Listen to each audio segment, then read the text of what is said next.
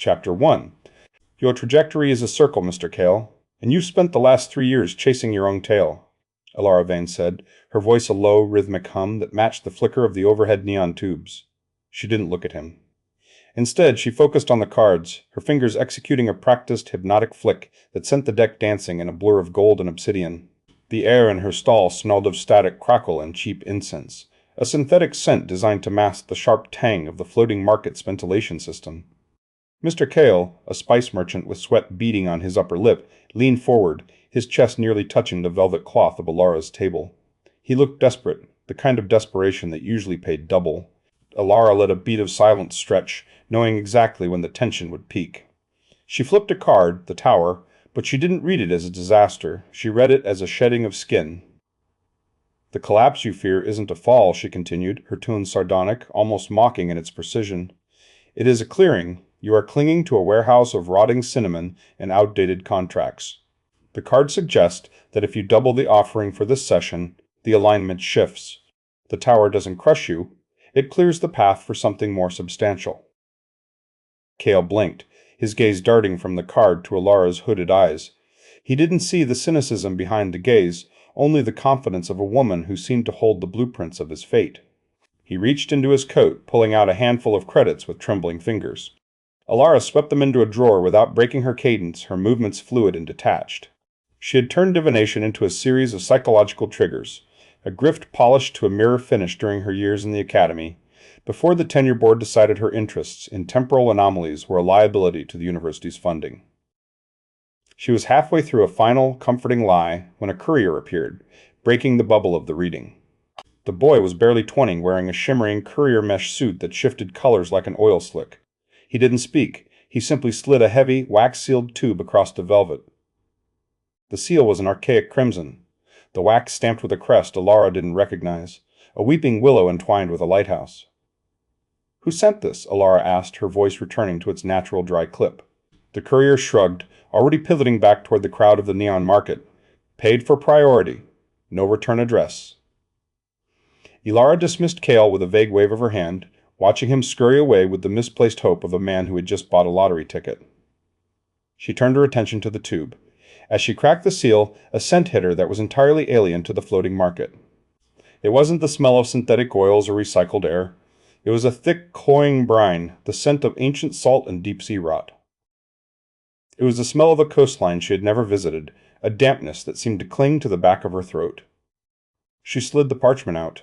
It was a hand-drawn map of a coastal town, rendered in a style that screamed antique, sepia tones, ornate calligraphy, and intricate sketches of cobblestone streets and iron gates. Alara scoffed, her lip curling. "Someone's playing at being a Victorian," she muttered. But as she tilted the map under the harsh pink glare of a nearby noodle stall signage, she froze. The ink wasn't dry. It was shimmering, pulsing with a faint iridescent neon hue that mirrored the circuitry of the city around her. The lines were shifting, the streets of the coastal town subtly rearranging themselves as if the map were breathing. As her finger traced the curve of a street labeled the Morning Walk, the atmosphere in the stall shifted violently. The ambient noise of the market, the shouting vendors, the hum of the gravity lifts, the electronic chatter, suddenly dampened as if a heavy curtain had been dropped over the world. The air thickened, growing cold and heavy with the scent of rotting velvet, and a sharp, metal-sharp static crackle that made the fine hairs on her arms stand up. Alara looked up just in time to see the neon-pink noodle stall 3 feet away flicker. It didn't just go dark, it vibrated with a high-frequency whine, and then, in a silent blink, it vanished. In its place stood a damp, charcoal-gray limestone archway. It was an impossibility. The architecture was Gothic, oppressive and heavy, dripping with a moisture that looked like oil but smelled of salt. The stone was pitted and weathered, as if it had sat in a gale for a century. Alara stood slowly, her heart skipping a beat. She reached out, her fingers trembling slightly, and touched the surface of the limestone. The cold was absolute.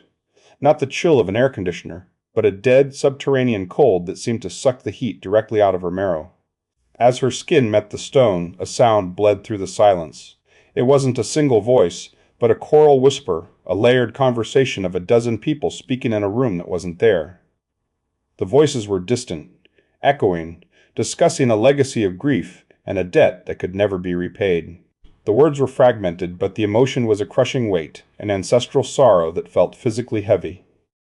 "What the hell is this?" she whispered, but her voice sounded small and thin against the sudden silence of the market. Panic erupted around her. The other vendors had noticed.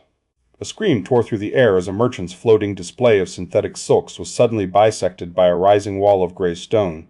The limestone wasn't just appearing, it was spreading. It crept across the iridescent synthetic floor like a slow-motion tide, a gray infection consuming the neon vibrancy of the market. Where the stone touched the plastic and chrome, the modern materials didn't break, they were overwritten. The chrome turned to rusted iron, the plastic became damp mortar. Alara looked down at the map still clutched in her hand. The iridescent ink was now glowing a vivid, angry violet, pulsing in perfect synchronization with the growth of the stone. She watched, paralyzed, as the lines of the map shifted one last time. A new label appeared, blooming across the parchment in a script that looked like it had been written in blood and salt. It didn't mark a street or a landmark. It marked a point of origin. The ink settled over her current coordinates, labeling the wreckage of her terrastall and the encroaching limestone as the vestibule. She tried to step back, to retreat into the remaining neon corridor of the market, but as she turned, she saw the archway had expanded. The exit was gone. In its place was a long, vaulted hallway of weeping stone, the ceiling lost in a shroud of gray mist, and the only light coming from the dying flicker of a few stranded neon tubes embedded in the limestone like broken teeth. She was no longer in the market. She was inside the map. Chapter 2. The scream didn't sound like a person, it sounded like a tearing sheet of metal. Alara spun around just as the air in the corridor curdled, smelling suddenly of old cloves and wet earth. 10 feet away, Fatima's spice stall, a vibrant explosion of neon-lit glass jars and floating saffron silks, was being devoured. The process was violent, a stuttering flicker of reality where the iridescent plastics of the market fought against a surging tide of mahogany. One moment, a jar of cinnamon was suspended in a magnetic field.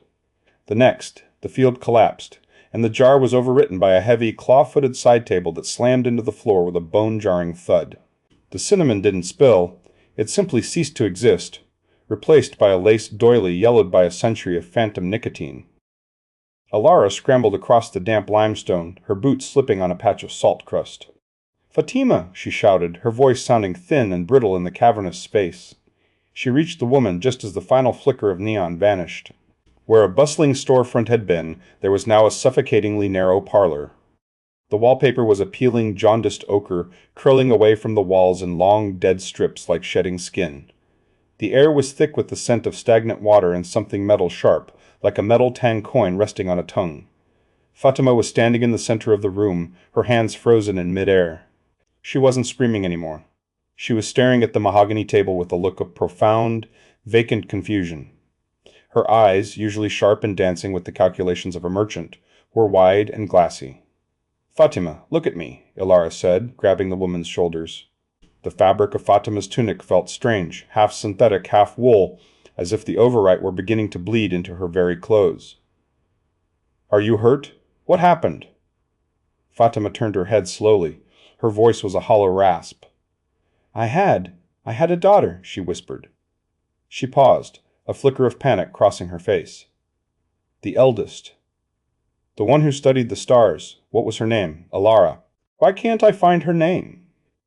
Alara felt a cold spike of dread settle in her gut. This wasn't just a change of scenery. The architecture wasn't just replacing the market. It was harvesting the people. The map in Alara's hand pulsed a rhythmic, angry violet, the ink seeming to thrum against her palm like a living heart. She stepped back, the cards in her pocket shifting with a dry, papery sound, as if they were trying to warn her that the cost of entry into this house was a piece of one's soul. "Move aside. Get the hell away from the wall." Jinwoo Park stormed into the parlor, his heavy boots echoing like gunshots against the stone. He looked like a man trying to fight a ghost with a wrench. His tool belt clattered, and his face was smeared with a mixture of synthetic grease and genuine sweat. In his grip was a heavy-duty plasma cutter, the nozzle glowing with a fierce, ionized blue light that sliced through the gloom.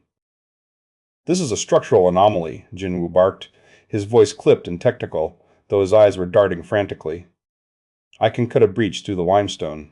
We find the load-bearing axis, We blow a hole back into the main concourse, and we get out of this tomb." He stepped forward and pressed the nozzle against the mahogany-colored wall. The moment the plasma beam touched the stone, there was no spark, no molten slag, no hiss of vaporizing rock. Instead, the blue light was simply sucked into the limestone, as if the wall were a sponge for energy. The plasma cutter gave a pathetic, dying whine and went dark. Jinwoo shook the tool, clicking the trigger repeatedly, but the device was dead, not broken, but drained, as if the house had just taken a long, satisfying drink. Deep within the walls, a sound erupted. It was a low, guttural groan of structural satisfaction, a vibration that Alara felt in her teeth. The house wasn't just resisting them, it was feeding on their attempts to leave. "Oh, look at the sheer audacity of the line," a theatrical voice drifted from the shadows of the hallway. Santi Rodriguez stepped into the dim light of the parlor, his posture poised as if he were attending a gallery opening rather than a temporal collapse. He didn't look frightened, he looked enchanted. He walked toward the wall where Jinwoo had failed, his long, slender fingers tracing the intricate, salt-crusted carvings of weeping willows and eyeless fish that had begun to bloom across the limestone. "The proportions are sublime," Santi murmured, his voice dripping with a performative reverence. "The way the mahogany intersects with the salt rot, it's a masterpiece of grief. It's the ultimate evolution of the market. Why would you want to go back to those garish, flickering neon tubes when you can be part of something this timeless?" Alara swung her gaze toward him, her cynicism sharpening into a blade. "People are losing their memories, Santi. Fatima can't remember her own child. This isn't an art installation, it's a slaughterhouse for the mind." Santi didn't even look at her. He continued to stroke the stone with a possessive, lingering touch. "Progress always requires a sacrifice, Alara. You've always been so small-minded, clinging to your little cards and your little grifts. This is transcendence. We are being rewritten into a legacy. You aren't a victim, you're a vandal for wanting to tear this down." Beside them, Fatima suddenly collapsed. She hit the floor with a dull thud, her fingers clutching a small, empty brass incense burner. She wasn't sobbing loudly, it was a wet, choking sound, the noise of someone drowning in air. "It's pulling," Fatima gasped, her eyes fixed on the ceiling where the gray mist swirled. "I can feel it, my childhood. The smell of the rain in the old city, the way my mother sang, it's being pulled into the walls. I can feel the stone drinking me." Alara looked down at the map. The violet ink had surged again, spreading across the parchment in a sudden, aggressive bloom. The label, "The Vestibule," had been overwritten. The letters shifted and blurred, reforming into a larger, more imposing title, "The Grand Hall." She looked back toward the way they had come. The archway was gone. In its place was a solid wall of weeping limestone, the surface damp and cold, smelling of ancient salt and forgotten funerals. There was no door. There was no exit. The market was no longer a place they had left. It was a memory that was being systematically erased from the world. Then, the silence of the room was broken. It didn't come from any one direction, but seemed to emanate from the very marrow of the walls. It was a layered, choral whisper, a dozen voices speaking in a perfect, terrifying unison, though they sounded as if they were conversing in a room just behind the one Alara stood in. "Welcome home, little fraud," the voices breathed, the sound vibrating inside Alara's skull. "We have waited for the blood to return." Chapter 3. Jinwoo was hammering at a seam in the limestone with a desperation that bordered on the manic. The rhythmic, metal-sharp clang of his heavy-duty wrench against the stone echoed through the grand hall, a violent sound that seemed to aggravate the room. He wasn't just trying to find a gap, he was trying to punch a hole through the very concept of the wall. Every strike sent a shudder through the floor, rattling the brass incense burner still clutched in Fatima's trembling hand. Beside them, Santi stood with his arms crossed, his expression one of mild amusement, as if he were watching a particularly clumsy piece of performance art. Alara didn't look at Jinwoo. Her eyes were locked on the map. The violet ink was no longer just shifting. It was undulating, the lines of the floor plan twisting like a slow-motion whirlpool. The map was breathing, mirroring the rhythmic pulse of the house. She could see the layout of the grand hall expanding, the borders of the room pushing outward into a void that should have been the neon market. The architecture was an appetite, and they were the meal. She felt a cold sweat prickle at the nape of her neck, the salt-scented air thickening until it tasted like old metal tang and wet earth. "There has to be a load-bearing joint," Jinwoo spat, his voice clipped and harsh. He stopped hammering for a second to wipe a smear of grease and gray stone dust across his forehead. He turned to Alara, his eyes wide and bloodshot. "Stop staring at that piece of paper and tell me where the structural weakness is. If this is a building, it has a blueprint. If it has a blueprint, it has a failure point. Give me a coordinate, Alara. Now." Alara finally looked up, her gaze dry and sardonic. She shuffled her tarot deck with a slow, rhythmic snap, the sound a sharp counterpoint to Jinwoo's chaos. "You're thinking in terms of steel and concrete, Jinwoo. This isn't a construction project, it's a manifestation. The physics here aren't material, they're emotional. This wall isn't holding up a ceiling, it's holding up a century of grief. You can't hammer your way through a heartbreak." Jinwoo let out a short, jagged laugh that sounded like a gear slipping. "Emotional physics? That is the most academic load of shit I have ever heard. I deal in tolerances and stress loads. I deal in things that break when you hit them hard enough. I don't care if the house is sad, Alara. I care that we are trapped in a limestone box that smells like a morgue." "And that's why you're failing," Alara replied, her voice dropping into the cadence of a reading, a hypnotic, steady flow. "You're fighting the stone. You should be negotiating with the memory that created it." Santi stepped forward, his fingers lingering on a carved gargoyle that seemed to have grown out of the wall in the last 5 minutes. "Let him play his little game, Alara. It's charming, really, the technician trying to fix a miracle with a wrench. Why fight the inevitable? Look at the grain of this marble. It's more honest than anything we ever built in the market. It doesn't pretend to be something it isn't. It just is." Before Jinwoo could retort, the floor groaned. It wasn't a sound of settling foundation, but a deep, guttural shriek of shifting tectonic plates. The ground lurched violently to the left. Jinwoo lost his footing, sliding across the damp floor toward the far wall. In a sudden, boring motion, a massive slab of limestone, smooth, seamless, and dripping with a thick, translucent slime, slammed down from the vaulted ceiling. The thud was bone-shaking, a sound that felt as though it had occurred inside their chests. Dust exploded into the air, blinding and alkaline. When it settled, the room had been bifurcated. Jinwoo was on the other side of a 10-foot thick wall of stone, his voice muffled and distant as he began screaming and hammering once more, the sound now a dull, hopeless drumming. Alara, Fatima, and Santi were left in a smaller, more oppressive pocket of the hall. The ceiling had lowered. The air had grown colder, smelling sharply of brine and stagnant water. Fatima sank to her knees, her breath coming in ragged, wet gasps. She wasn't looking at the wall, she was looking at her hands, which were beginning to pale, the skin taking on a translucent, stony quality. "It's taking more," she whispered. "I can't remember the name of my first street. It's just gone. Like it was erased with a sponge." Alara felt a surge of genuine panic, a cold knot tightening in her stomach. She couldn't rely on Jinwoo's pragmatism anymore. He was a prisoner in another room. She studied the map, then at her cards. If the house was an overwrite, she couldn't use divination to see the future. There was no future here, only a projected past. She needed to perform reverse divination. She needed to map the architecture by feeding the house what it wanted. She knelt on the damp floor, spreading the cards in a wide, sweeping arc. The cards didn't lie flat. They vibrated against the limestone, humming with a low-frequency that mirrored the choral whispers of the echo. Alara closed her eyes, focusing not on where the exit was, but on the gap that had just closed. She visualized the space between her and Jinwoo, trying to find the psychic tether that still connected them. As she reached out with her mind, she felt the house push back. It wasn't a wall, but a vacuum. The echo of the estate didn't want her cards. It wanted a cognitive anchor. It wanted a piece of her identity to bridge the gap, a sacrifice of self to pay for the passage.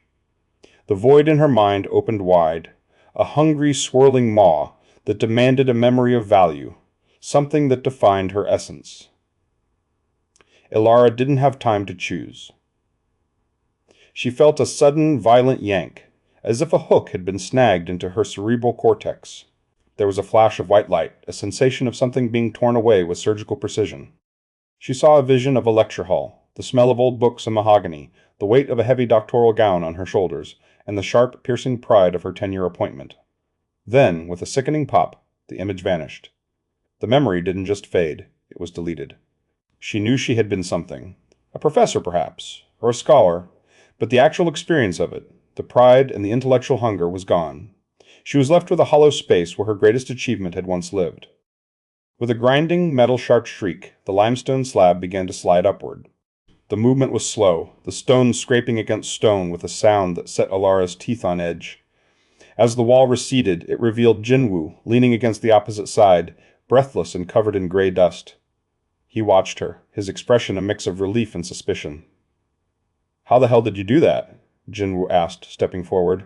He stopped short, his eyes narrowing as he studied the walls. The limestone was no longer a static gray.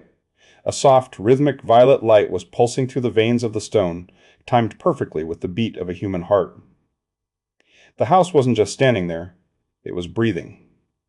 It was alive, and it had just been fed. Alara stood up slowly, feeling a strange lightness in her head, a disorientation she couldn't quite place. She looked down at the cards remaining on the floor. The deck had shifted. In the center of the spread lay a card that hadn't been there before. It wasn't one of her tarot images. It was a portrait, rendered in a style that looked like a charcoal sketch on parchment. It was a woman's face. The features were unmistakably Alara's, but the skin was etched with 100 years of wrinkles, the eyes clouded with cataracts and a profound, ancient sorrow. The image wasn't a painting, it looked like a rubbing taken from a tombstone. The woman in the card was not Alara as she was, but Alara as a ruin. Santi leaned over her shoulder, his voice a theatrical purr. "My dear, I think the house has finally decided who you are."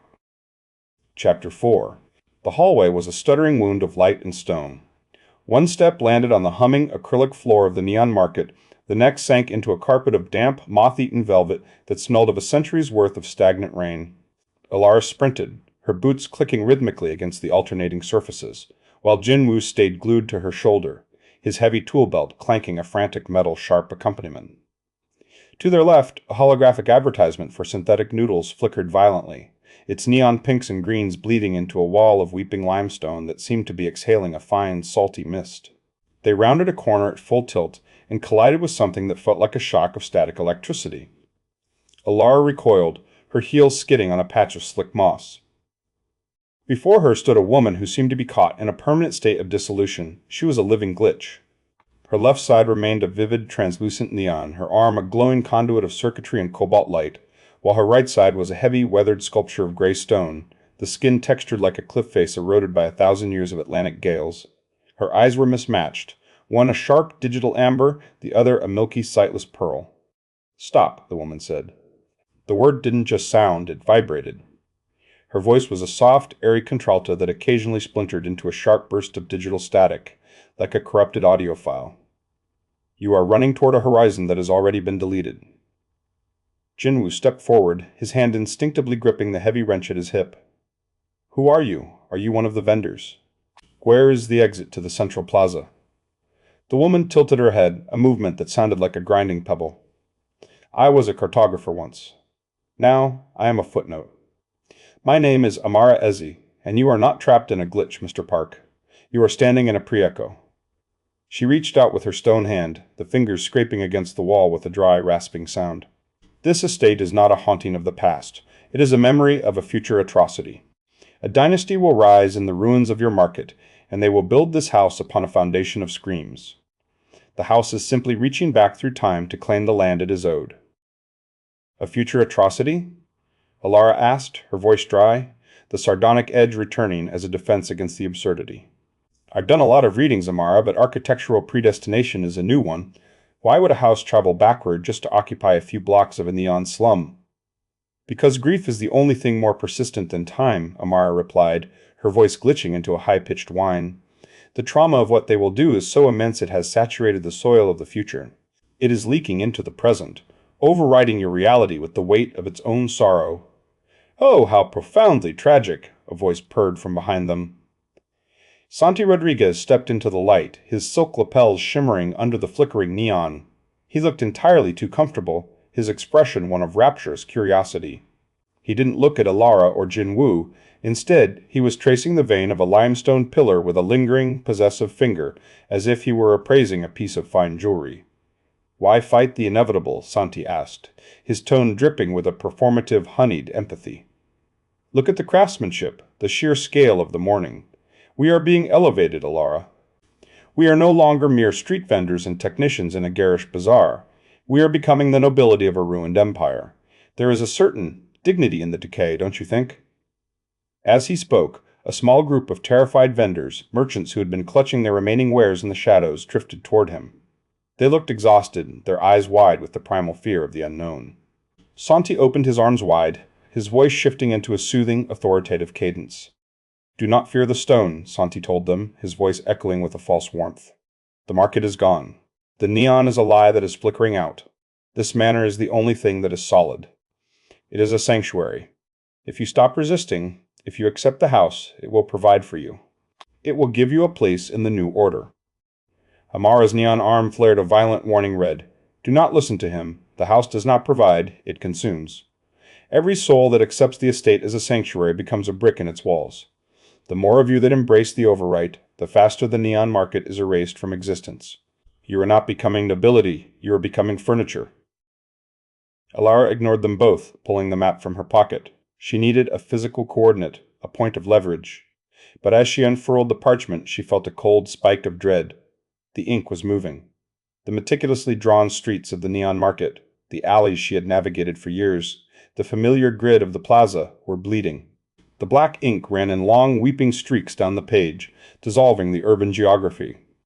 In its place, a new image was manifesting.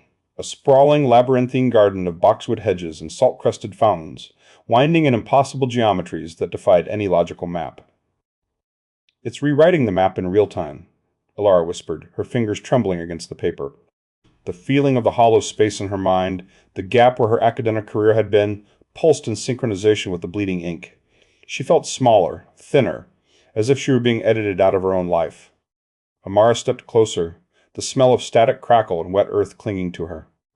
She leaned in, her voice dropping to a whisper that bypassed the ears and resonated directly in the bone. "The exit is not a door, Alara Vane.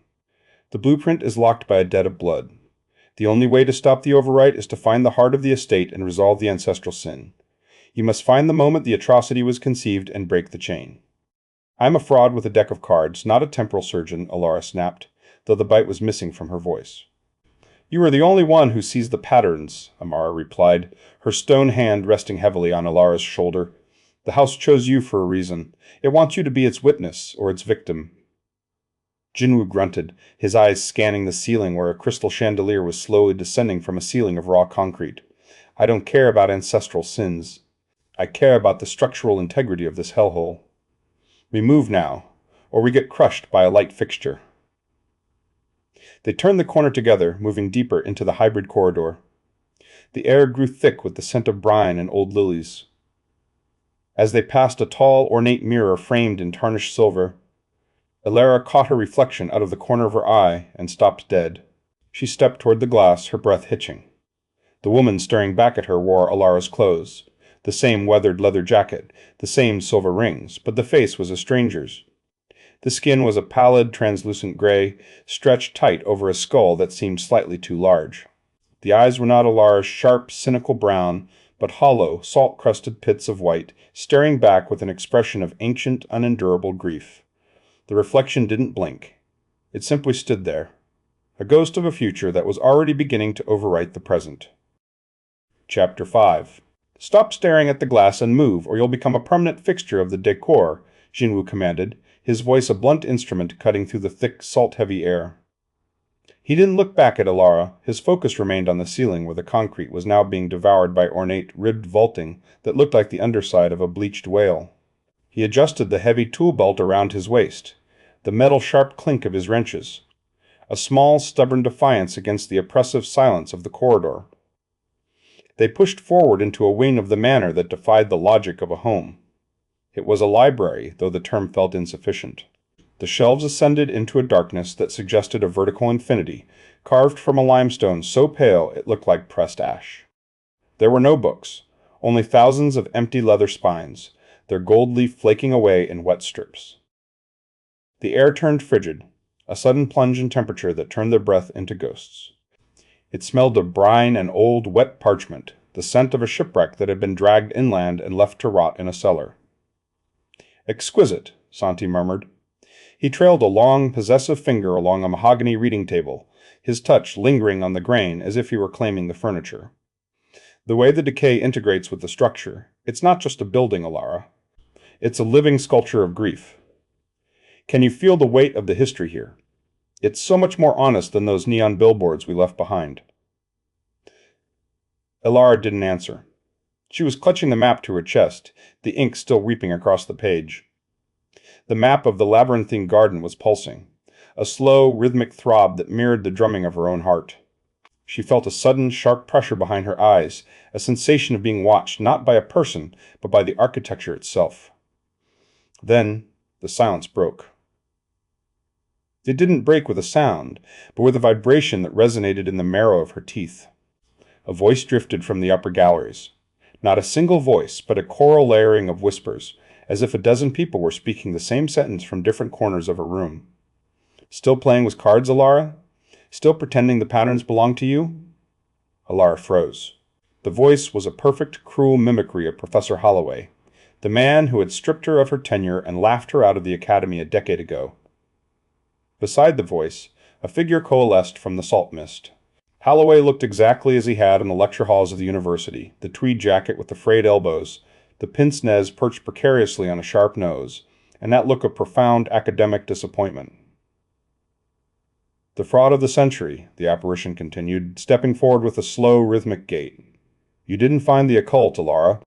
You simply found a way to monetize the desperation of the gullible. Tell me, does the mirror show the academic you failed to be, or just the ghost you've become? Alara felt her cynical shell crack. The cold of the room seemed to seep into her skin, turning her blood to slush. She wanted to snap back, to deploy the dry, sardonic wit that had been her primary defense for years, but her tongue felt heavy, like a piece of wet limestone. She watched Holloway's lips move, and suddenly other voices joined in, mentors she had disappointed, colleagues who had whispered about her instability. They surrounded her in a tightening circle of gray mist, their critiques a rhythmic assault that stripped away her confidence, layer by layer. You are a footnote in a book that was never written, the chorus hissed. Alara took a step backward, her eyes glazed. She didn't notice that the floor beneath her was shifting. The limestone tiles were receding, sliding away to reveal a yawning pit of raw, jagged stone. The pit breathed a cold, damp wind that smelled of ancient burial vaults. She was leaning toward the edge, lured by the crushing weight of her own insecurities, her feet hovering over a drop that looked like an endless descent into white noise. Suddenly, a sharp, pungent scent exploded in the air. It was a violent clash of aromas, the smell of roasted cumin, charred cinnamon, and a sharp, sharp tang of static crackle, the exact olfactory signature of the Neon Market Central Plaza. Fatima had stepped forward, uncapping a small, ornate glass vial and splashing its contents into the air. The liquid didn't fall. It hung in the atmosphere like a shimmering veil of gold and neon purple. The effect on the apparitions was instantaneous. The figures of the professors shrieked, a sound like tearing metal, and dissolved back into the salt mist, their forms unable to withstand the sensory intrusion of the present. Alara jolted awake, her heel catching on the edge of the pit. She stumbled back, gasping, as Jinwoo grabbed her arm with a grip like a vice and hauled her away from the ledge. Get your head out of the clouds, Vane, Jinwoo grunted, though his eyes were scanning the perimeter with a renewed intensity. He studied Fatima, his expression softening slightly. Where did you get that? Fatima clutched her empty incense burner to her chest, her breathing ragged. It's a concentrated anchor. A sensory distillation of the market. The echo doesn't just mimic voices. It feeds on the frequency of our grief. It wants us to drift into the past so it can overwrite the present. By introducing a scent that belongs only to the world we lost, I can temporarily blind it. I can remind the house that we are still here, and we are not yet ghosts. Then keep the bottle open, Alara whispered, her voice trembling. She watched the pit, then at the map. The ink had shifted again. The garden was gone, replaced by a singular, pulsing point of light deep within the manor's bowels, the heart of the blueprint. As they began to move again, the environment shifted. A low, guttural groan echoed through the walls, and suddenly the limestone began to weep. It wasn't a leak. The walls themselves were perspiring, a thick, briny liquid that poured from the carvings of weeping angels and cornucopias. Within minutes, the floor was submerged in ankle-deep salt water. The water was unnaturally heavy. As Alara stepped through it, she felt a sudden crushing wave of sorrow that wasn't her own. It was a psychic residue, the grief of 1,000 future deaths, the loneliness of descendants not yet born, all dissolved into the brine. She saw flashes of a coastal town she didn't recognize, a gray pier where a woman stood waiting for a ship that would never arrive, the taste of metal tang and salt filling her mouth. "Don't look into the water," Amara warned, her voice glitching with a burst of static. "The brine is the memory of the atrocity. It will pull you under if you let it." Jinwoo struggled against the current, his heavy boots churning the water into a frothy white. "The structural integrity is failing. The house is flooding itself. We need to move faster." Alara clutched the map tighter, but as she glanced back, she saw Santi. He wasn't struggling. He was drifting slowly, his eyes wide and luminous, staring at the map in Alara's hand with a hunger that made her skin crawl. He wasn't trying to keep up. He was lingering, observing the way the floodwaters carved new paths through the library, his expression one of rapturous admiration. He looked as though he were watching a masterpiece being painted in real time, and he was perfectly content to be the canvas. They reached a massive set of double doors carved from a single slab of salt-crusted obsidian. There were no handles, no keyholes. As they approached, the water surged, a sudden wave that knocked them against the cold stone. The water rose to their knees, then their waists, swirling with a violent centrifugal force. On the obsidian doors, letters began to form, etched in a shimmering iridescent ink that looked like oil on water. The text didn't ask for a password. It posed a question that resonated in Alara's mind like a bell. To enter the heart, the witness must surrender the lie. "What does that mean?" Jinwoo shouted over the roar of the rising water. Alara stared at the door. She knew the answer. The house didn't want a secret. It wanted a confession. It wanted the one truth she had spent a decade burying under layers of cynicism and fake tarot readings. She studied the water rising toward her chest, and then at the void behind the obsidian, feeling the house lean in, waiting for her to break. Chapter 6. The salt water had reached Alara's collarbones, a freezing, viscous brine that tasted of old metal tang and forgotten funerals. She stared at the obsidian doors, the iridescent ink pulsing like a dying neon sign. To surrender the lie. The phrase wasn't a riddle, it was a surgical strike. For 10 years, Alara had curated a persona of the detached intellectual, the woman who viewed the world through the sterile lens of a fraud, convincing herself that cynicism was a shield rather than a shroud. She opened her mouth to speak, to let the truth spill out into the churning water, but the air was suddenly sliced by a sharp, predatory motion. Santi didn't lunge so much as he erupted. One moment he was a drifting ghost in the flood, and the next he was a blur of manic energy, his fingers clawing into Alara's wrist with a strength born of sudden, frantic greed. He ripped the map from her grip with a violent jerk, the parchment snapping like a whip. The force of the movement sent Alara reeling backward, her head striking the obsidian door with a dull thud that sent white sparks dancing across her vision. "The map is wasted on a skeptic, Alara," Santi screamed, his voice shedding its theatrical poise for something jagged and raw. He held the parchment aloft, the ink shimmering in the dim, oppressive light of the hall. He wasn't looking at the exit anymore, he was looking at the architecture with the hunger of a conqueror. "Why merely escape the masterpiece when I can become its master? I will be the architect of the new order. I will be the deity of these ruins, the sovereign of the salt and stone." As the words left his lips, the map reacted. It didn't just glow, it shrieked. The iridescent ink bled off the page, leaking into the air like oily smoke, weaving itself into the very fabric of the limestone. The house, ever hungry for emotional fuel, drank Santi's narcissism and amplified it into a physical delirium. A low, grinding sound like two mountains rubbing together shook the floor. Then the world tilted. The horizon didn't just shift, it collapsed. The ceilings suddenly groaned and plummeted, but instead of crushing them, it transitioned into a floor of polished, cold marble, while the brine-filled floor surged upward to become a shimmering, liquid sky. Gravity became a suggestion rather than a law. Alara felt her stomach lurch as she was thrown sideways, her body slamming into a wall that had, a second ago, been a corridor. The limestone was no longer rigid. It felt like warm wax, yielding to her impact before snapping shut with a sudden crystalline hardness. She gasped. The air knocked from her lungs, watching as the hallway began to fold in on itself like a piece of origami. Stairs spiraled out of the walls at impossible angles, leading nowhere. their steps melting into waterfalls of gray silt that flowed upward into the void. "Santi, stop it," Jinwoo roared, his voice echoing through the warping geometry. He was fighting the shift with a structural engineer's desperation, his boots scraping against a surface that shifted from granite to velvet and back again. He tried to reach for Alara, but a sudden fissure opened in the space between them, a yawning chasm of white noise and salt crust that threatened to swallow them both. Santi was laughing, a high, thin sound that blended with the choral whispers of the echo. He stood atop a floating shard of masonry, the map clutched to his chest, his eyes wide and luminous. He looked as though he were conducting a symphony of chaos, his fingers tracing the air as if he were painting the very nightmare they were trapped in. He didn't see the house reacting to his ambition, he only saw the grandeur of the distortion. He didn't notice that the architecture was no longer following his will, but was instead mirroring his instability, becoming as fractured as his own ego. Then came the sound of a structural failure, a sharp, metal-sharp crack that drowned out the laughter. Above Alara, a massive limestone pillar, carved with the agonized faces of weeping ancestors, snapped from its moorings. It didn't fall with the grace of gravity. It accelerated, a monolithic slab of gray death hurtling toward her. Alara looked up, frozen, the cynicism she had relied on finally failing her. She saw the grain of the stone, the salt-white veins, and the sheer inevitable weight of it. "Get back!" Jinwoo's voice was a command that brooked no argument.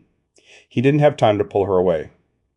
With a guttural shout of exertion, Jinwoo launched himself across the shifting floor, his heavy tool belt clattering. He collided with Alara, throwing her clear of the impact zone just as the pillar descended. But the momentum didn't carry him far enough. The pillar slammed down, not on his head, but across his lower legs, pinning him to the floor with a sickening, wet crunch.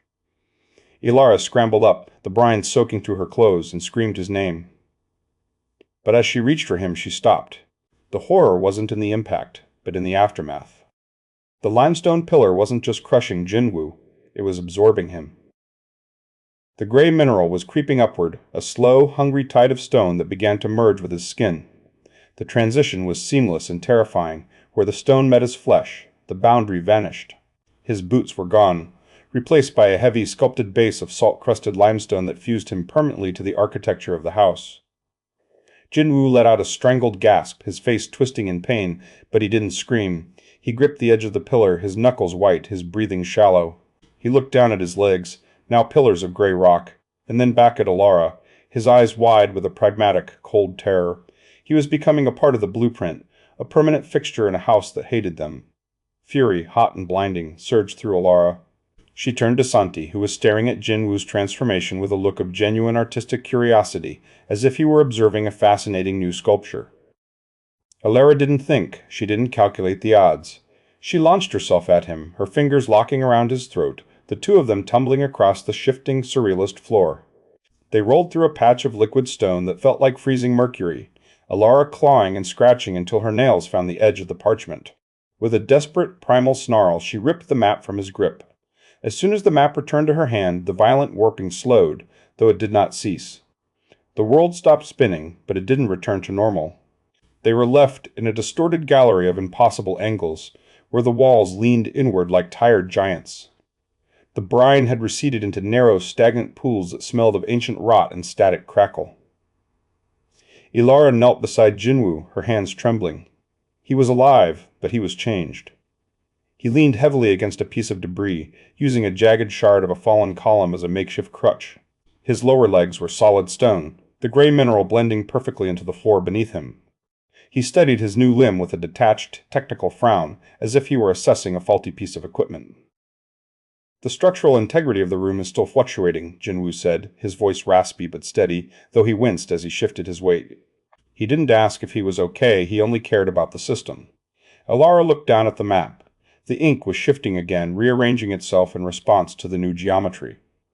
The heart of the blueprint was still there, but the path had changed. The exit, which had been a straight line, was now a convoluted spiral that seemed to retreat further into the depths of the manor the more they looked at it. The house had won this round.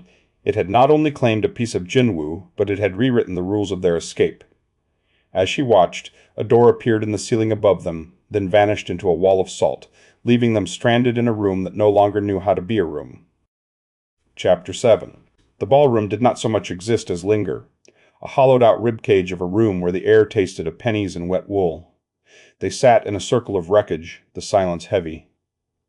Every few seconds, a crystalline snap echoed through the space, salt crystals blooming in jagged bursts across the velvet wallpaper, shredding the fabric like slow-motion shrapnel. Ilara stared at the map in her lap.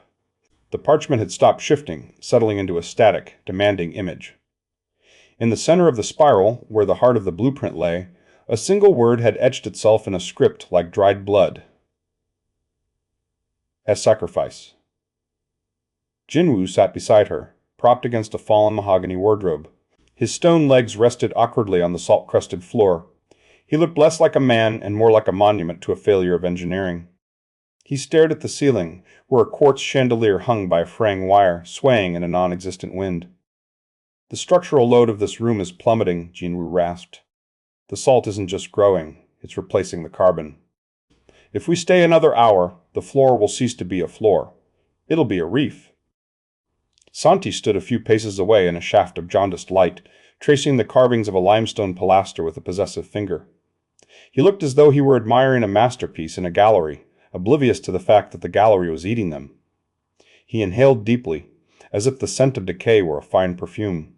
"Can't you feel it?" Santi asked, his voice airy. "The house is shedding the pretense of the present. It is becoming permanent. Why struggle against a tide that has already reached your chin?" Ilara didn't look up. She felt thin, like a sketch of a person. "Because I prefer my lungs without salt in them, Santi." Fatima moved closer, the empty incense burner in her hands clicking against her wedding ring. Her face was gaunt, her warmth strained into a line of desperation. She had spent the last hour searching for memories of a daughter in a home that the architecture had already begun to digest. "It wants a price," Fatima said, her voice breaking. "I can smell it, the scent of a burnt bridge." She reached toward the map. "Take mine. I have the images of my mother's garden, the smell of saffron, the sound of my daughter's laugh. If it needs a memory to fuel the path, take them. I cannot find my way back to them anyway. Maybe they can buy us a door." Ilara gripped the parchment, her knuckles white. "No, the map isn't asking for a general offering." She pointed to the word sacrifice. The letters were pulsing, synchronized with her own heartbeat. The map had bonded to her. She was the anchor. The house didn't want the memories of a merchant. It wanted the core of the person holding the key. "It's not a trade," Ilara whispered. "It's a tax. And I'm the only one with the currency." The room groaned. A section of the ceiling collapsed, sending a cloud of white powder into the air. The salt crystals on the walls surged forward like slow, white flames. The map pulsed again, a violent throb that felt like a command. It didn't want a degree or a career. It wanted the thing that made her human. Ilara closed her eyes. She reached past the cynicism and academic bitterness to the one place she had kept locked, the memory of her father's voice, the low rumble of it as he read to her by a dying lamp, the lingering warmth of his vowels. It was her only anchor to a world not made of limestone and grief. She felt the safety of it, the certainty that she was loved. Then, with a mental shriek that felt like a blade cutting through her sternum, she pushed the memory toward the map. There was no flash of light. Instead, Ilara felt a sickening lightness in her chest, as if a vital organ had been surgically removed. A coldness settled into her marrow. For a fleeting second, she felt a piece of her heart turn to solid gray stone. She tried to recall the sound of his voice, but the memory was gone, not forgotten, but erased. There was a hole in her history where a man should have been. "Ilara?" Jinwoo asked, his voice sounding distant, as if from the bottom of a well. She couldn't answer. She watched as the blood-red ink bled outward, dissolving the spiral and replacing it with a blindingly white line. The line extended beyond the parchment and manifested in the physical world. A bridge of crystalline salt erupted from the floor, slicing through the debris and stagnant brine. It was a narrow, shimmering path leading toward a distant horizon where the manor walls simply ended. "Move," Ilara commanded, her voice flat. "Now." They scrambled onto the bridge. Jinwoo leaned heavily on Ilara, his stone legs scraping against the salt with a grating metal sound. Santi followed, staring at the bridge as if it were a divine revelation. They raced across the expanse, the air growing colder. The ballroom faded behind them, swallowed by a fog that smelled of static and ancient tide pools. As they reached the end, the fog peeled away. They stopped dead. There was no neon market. There were no floating kiosks or holographic advertisements. Below them lay a blackened, skeletal city clinging to a jagged coastline. The buildings were charred husks of Gothic spires and collapsed cathedrals, leaning precariously over a sea of oily obsidian water. The sky was a bruised purple, choked with ash that fell like gray snow. It was a graveyard of a city, a place heavy with a century of accumulated agony. This was the future the Echo had been dreaming of, the site of the atrocity that had birthed the labyrinth. Ilara stepped off the bridge onto the scorched earth. Her boots crunched on something brittle. She knelt and brushed away the ash from a weathered bronze plaque embedded in the soot. There, etched in formal, timeless lettering, was her own family name. It was listed not as a victim, but as the primary architect of the city's destruction. Below the name was a title, Chief Engineer of the Great Erasure. Chapter 8. The bronze plaque felt ice cold, a frozen tongue speaking a truth that tasted of metal tang and old ash. Ilara didn't pull her hand away. She let her fingertips linger on the engraved letters, the name Vanek, staring back at her with an institutional cruelty. The silence of the ruined city was not empty. It was heavy, a physical weight that pressed against her eardrums like deep water. Around her, the blackened spires of the city leaned inward, as if the very architecture were bowing in recognition of its architect. "Well," Santi said, his voice cutting through the gloom with a theatrical flourish. He stepped closer, his boots crunching on the charred remains of something that might have once been a park bench. He didn't look at the plaque with horror, but with a hunger that made Ilara's skin crawl. He traced the edge of the bronze with a lingering finger. "It seems the blood in your veins is far more interesting than your tarot readings, Ilara. You aren't a guest in this nightmare. You are the landlord." "Shut up, Santi," Ilara replied, her voice a dry rasp. She tried to shuffle her deck, but her fingers were numb, the cards slipping like wet fish. She didn't look at him. She couldn't. The cynicism she had worn like armor for a decade, the intellectual distance, the sardonic detachment, felt suddenly transparent. It hadn't been a philosophy. It had been a subconscious barricade, a wall built to keep out a ghost she hadn't known was hunting her. From the obsidian sea, a shape began to coalesce. It didn't arrive so much as it emerged from the atmospheric pressure. A towering silhouette of salt and shadow rose from the ash, blotting out the bruised purple of the sky. It had no face, only a void where a countenance should be, and its body shimmered with the crystalline texture of a salt flat. The air grew thick with the smell of brine and ancient, stagnant tide pools. The echo didn't whisper this time. Its voice was a choral roar, 1,000 voices speaking in a synchronized, overlapping cadence that vibrated in the marrow of Ilara's bones. "The blood returns to the stone," the echo proclaimed, the sound echoing not in the air, but inside Ilara's skull. "The architect's seed returns to the soil she salted. You are the legacy of the great erasure, Ilara Vane. You are the echo of the hand that wiped the map clean to build a paradise of limestone." As the entity spoke, a low, rhythmic thrum began to emanate from the ground. Ilara froze.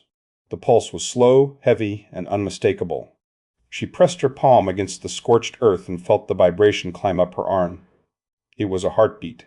Not her own, but the city's, and it was beating in perfect, terrifying synchronization with the rhythm of her own heart. Every contraction of her chest was mirrored by a shudder in the ruins. The city was not just a place. It was a biological extension of her lineage, a parasitic twin waiting for its counterpart to return.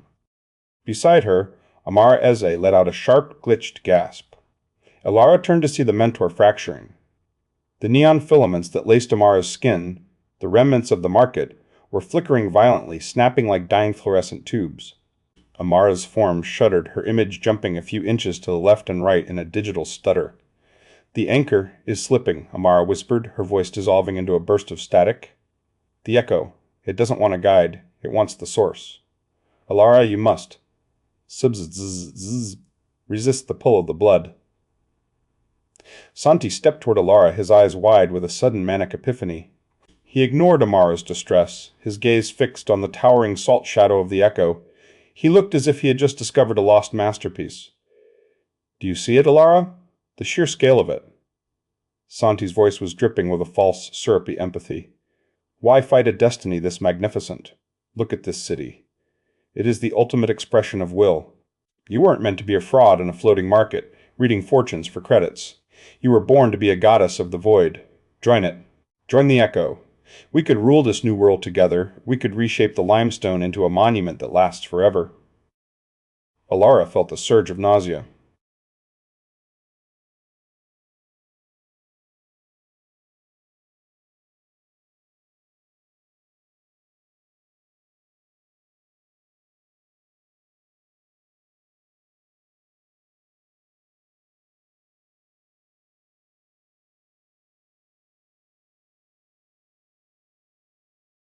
The paradise the echo spoke of was a graveyard. She felt the weight of the lineage pressing down on her, a crushing gravity of inherited guilt. She had spent her life mocking the idea of fate, treating the world as a series of random anomalies to be analyzed, yet here she was, the centerpiece of a prehistoric design. The realization was a cold blade between her ribs. Her detachment had been a lie. She hadn't been free, she had just been waiting for the clock to strike. Get away from her, Jinwoo grunted. He stepped forward to grab Alara's arm, his face tight with pragmatic resolve. But as he moved, he stumbled. A grating, metal-sharp sound echoed through the ruins. Alara looked down and gasped. Jinwoo's legs, already turned to stone in the grand hall, were changing. The limestone was no longer just a coating, it was spreading, merging with the ground. Gray tendrils of rock were creeping up from the ash, weaving into his calves, anchoring him to the ruins. The city was reclaiming him, turning the maintenance officer into a literal pillar of the foundation. I can't move my feet, Jinwoo said, his voice clipped but strained. He clawed at the air, trying to pull Alara away from the silhouette, but his movements were becoming sluggish, as if he were moving through drying cement. Fatima, who had been trembling in the shadow of a collapsed spire, suddenly lunged forward. She reached into her cloak and produced a small, ornate vial of olfactory salts. With a desperate cry, she shattered the glass at their feet. A cloud of pungent, sharp aroma, cinnamon, crushed cloves, and something metal-sharp erupted in a shimmering dome. The scent was a violent intrusion of the sensory world, a reminder of the neon market's vibrancy. For a moment, the oppressive weight of the salt air receded, and the rhythmic pulsing of the ground dampened. Move! Fatima screamed, her voice breaking with urgency. The scent won't hold. It's too thin. But Alara couldn't move. She was mesmerized by the echo. The towering silhouette reached out a hand of crystalline salt, the fingers long and tapering. It didn't move with haste. It moved with the inevitability of a tide. As the salt finger touched Alara's forehead, the world didn't go dark. It exploded into a vivid, terrifying clarity. She wasn't seeing ruins anymore. She saw the city as it was meant to be. It was a breathtaking metropolis of ivory limestone and shimmering glass, a marvel of engineering that defied gravity. Spires pierced the clouds, and gardens of iridescent flora clung to the walls. It was the most beautiful place she had ever imagined. But as she looked closer, she saw the cost. The ivory foundations weren't stone, they were compressed bone. The shimmering glass was polished from the tears of 1,000,000 erased souls. The entire city was a thriving golden parasite, built atop a mountain of corpses. Her ancestors' masterpiece, fueled by a genocide of the present to secure a future of luxury. The vision snapped shut, leaving her gasping in the ash. The echo's hand remained on her brow, and as she looked up, she saw that the salt had begun to crust over her own skin, weaving into her pores.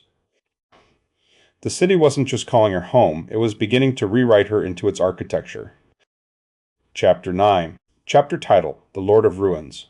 Santi glided toward the center of the grand hall, his fingers tracing the salt-crusted fluting of a limestone pillar with a lover's devotion. He held the original blueprint of the future town, not as a guide, but as a liturgy. The air had thickened into a gray soup of suspended particulate, smelling of wet cement and old funerals. Alara watched him, her skin itching where salt wove into her pores, a crystalline lace pressing into her dermis like 1,000 needles. The symmetry is simply divine, isn't it? Santi's voice was theatrical, projecting to the vaulted ceiling as if addressing an invisible opera house. He stopped at the precise center of the room, where the floor dipped into a shallow basin of stagnant water. The tragedy of the present is its clutter. The neon market is a fever dream of plastic and noise. But this is permanence. This is the architecture of an empire. Jinwoo, still struggling against the limestone anchors claiming his calves, spat on the floor. It's a tomb, you narcissist. Look at the walls. They aren't built, they're excreted. We need the exit, not the masonry. Santi turned, a pitying smile touching his lips. He looked through Jinwoo. You see a tomb because you are a creature of maintenance. You think in pipes and wiring. I see a throne." Without warning, Santi threw the map into the basin. It didn't sink. It ignited in a cold violet flame. Santi stepped into the fire, arms spread in total surrender. The echo responded. Choral whispers surged into a roar of 1,000 overlapping voices. The silhouette of the estate shifted, its crystalline form rushing toward Santi like a tidal wave of salt and grief. Santi didn't flinch. He leaned into the impact, his face a mask of ecstatic anticipation. Then the screaming began, a discordant harmony of agony and triumph. Alara watched in horror as Santi's skin polished. The warm tan of his complexion vanished, replaced by the translucent sheen of Carrara marble. The transformation raced up his arms in jagged, geometric bursts. He was becoming a statue in real time, his veins turning to streaks of gray quartz. "I can feel it," Santi howled, his jaw locking into a permanent aristocratic sneer. "The weight of the lineage, the purity of the blood. I am the Lord of the Ruins." As the merger accelerated, the Grand Hall ceased to be stable. The walls breathed with a rhythmic wet sound. Beams of neon light, fragments of the market, erupted from the limestone floors like shards of broken glass, clashing with the Gothic arches. The room became a vortex of shifting geometry. The ceiling vanished into a nebula of gray ash and violet sparks. Gravity flickered, pulling Alara and Fatima toward the center where Santi stood as a towering monument of marble and salt, his eyes glowing with a parasitic golden light. Alara reached for her tarot deck, her fingers clumsy. She tried to calculate a logical flaw in the echo's blueprint, but the house was not built on geometry. It was built on trauma. "I am a fraud," she realized. "I spent years in the academy pretending to understand the occult, and years in the market pretending to read futures. I've spent my life avoiding the weight of things, treating the world as a game of shells. But there is no grift for this. You cannot bluff a house built of bone." To stop the overwrite, she had to stop being a spectator. She laid the deck on the vibrating floor and closed her eyes. She stopped fighting the salt crust and instead leaned into it, opening her mind to the frequency of the house. She knew erasure was the original sin, the genocide of the present to feed the future. To erase the labyrinth would be to repeat the crime. Instead, Alara did the only thing she had ever been terrified to do. She listened. She opened herself to the collective grief of the erased souls. It arrived as a tidal wave of cold, black water. She felt the crushing loneliness of 1,000 mothers whose children were rewritten. The searing heat of cities burned for ivory spires, the hollow silence of strict identities. The pain was a blinding white light that threatened to dissolve her ego into salt. "Ilara?" Fatima's voice sounded underwater. Ilara's knees buckled. Her consciousness thinned until she was a ghost in her own body. Then a hand gripped her shoulder firm and real. Jinwoo, half merged with the floor, had reached out with his one free arm to anchor her.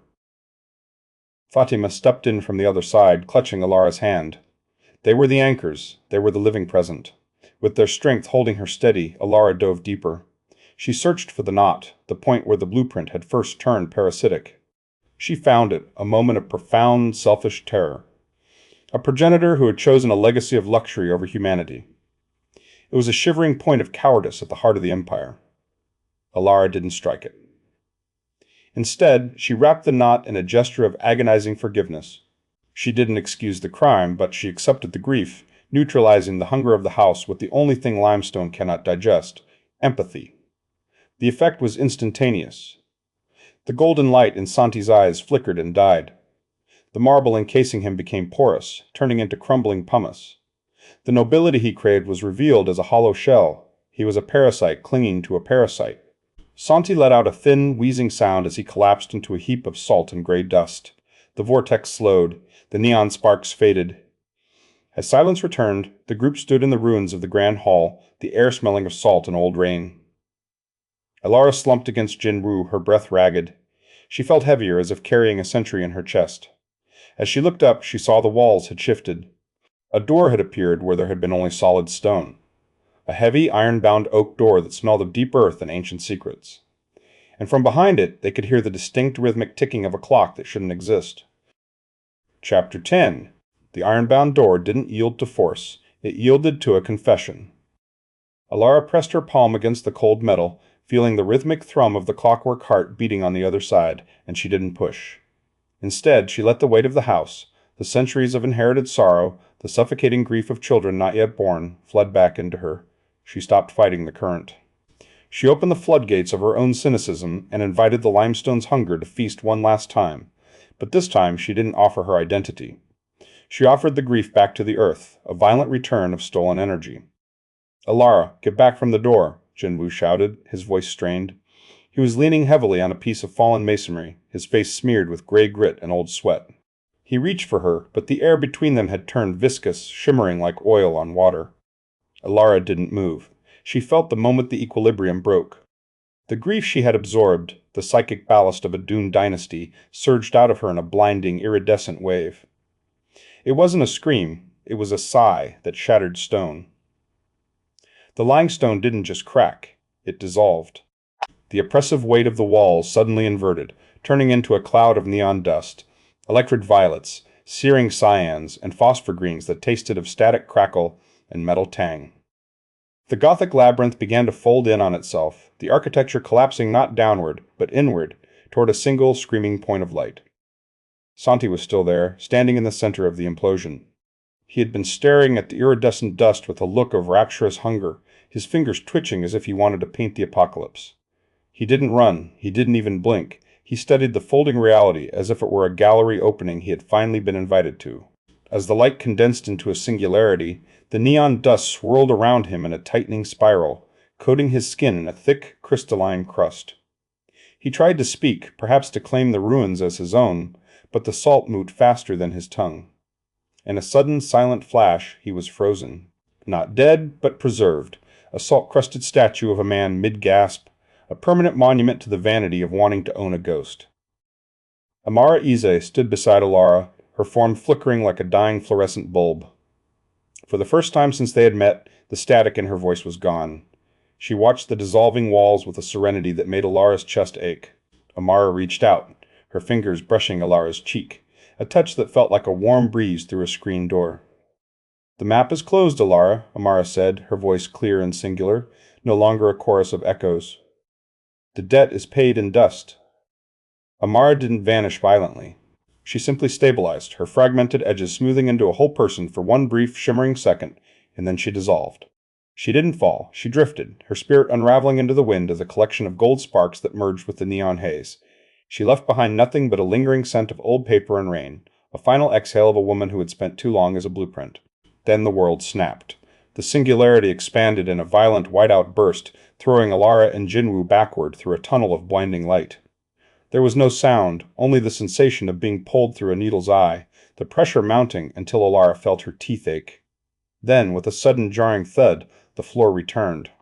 Alara gasped, her lungs burning as she inhaled a thick, wonderful cocktail of street food grease, static crackle, and synthetic incense. She was lying on her back on the grimy polycarbonate floor of the neon market. Above her, the holographic advertisements for synthetic noodles and memory wipes flickered in their usual chaotic rhythm, casting rhythmic splashes of magenta and lime across her vision. The roar of the crowd, the shouting of vendors, and the distant hum of the city's ventilation systems rushed back in a deafening wave of normalcy. Jinwu was beside her, groaning as he rolled onto his side. He sat up slowly, rubbing his temple. He looked around at the restored chaos of the market with a mixture of relief and profound exhaustion. He shifted his weight, and a sharp hiss of pain escaped him. He pulled up the leg of his trousers to reveal a jagged patch of gray limestone embedded in his calf.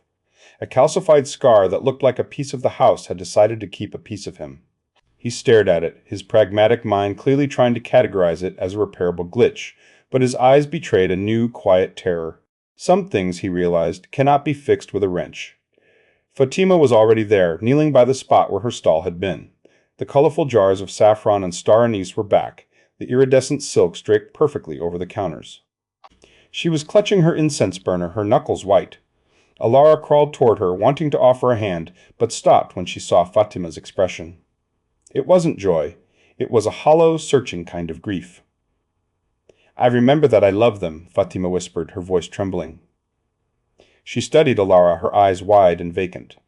"I can feel the warmth of them in my chest, the way they smelled of cinnamon and home. But Alara, I can't see their faces. I try to pull the image forward, but it's just white sand." Alara felt a cold stone settle in her own stomach. The overwrite had been reversed, but the house had taken its toll. The architectural grief had been returned to the earth, but it had left holes in the people it had consumed. Alara looked down at her hand. She was still clutching the map of the future coastal town. She unfurled the parchment, expecting to see the intricate lines of the limestone estate, but the page was blank. The ink had vanished, leaving behind a piece of vellum that felt unnervingly empty. She reached into her pocket and felt the familiar weight of her tarot deck, but as she touched the cards, a wave of nausea hit her. The patterns, the arcs, the symbols, the predictable flow of destiny that she had used to grift 1,000 desperate souls, felt like lies. She had seen the future fold into a point of light. She had seen a man become salt and a mentor become wind. The idea that a set of cards could predict the trajectory of a life seemed suddenly absurd, a children's game played in the shadow of a mountain. She no longer believed in the predictability of patterns because she had felt the pattern break. They stood together in the center of the market, 3 survivors of a war fought in the margins of time. They looked toward the space where the archway to the labyrinth had once stood. The neon lights of the surrounding stalls didn't reach that spot.